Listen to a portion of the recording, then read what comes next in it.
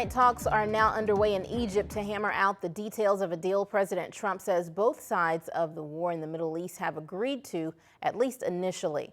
National correspondent Christine Frizzell brings us up to speed.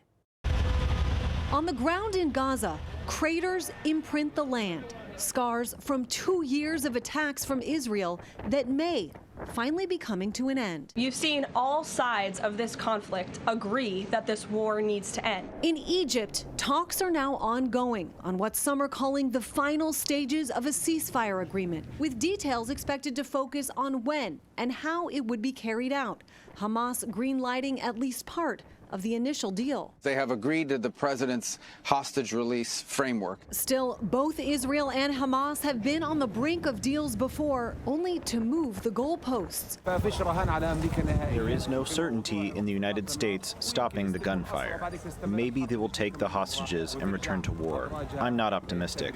I will only feel optimistic when the agreement has been directly implemented. President Trump sharing this map of a withdrawal line he says Israel has agreed to pull its troops back to, warning in another post, time is of the essence, or massive bloodshed will follow. The next steps are expected to center on President Trump's 20-point plan to include the release of 20 hostages still alive in Gaza, along with the remains of at least 25 others, with Israel set to release hundreds of Palestinians in its custody as well, and an end to the fighting, which just days ago was still carrying on. The IDF right now is focused on fighting Hamas, and it's a hard war. They're fighting, we're fighting, and we won't stop till the political leadership tells us something different. Now, President Trump on Friday told Israel to stop bombing Gaza, but since that time, more than 100 people have been killed there, according to the Hamas-run Gaza Health Ministry.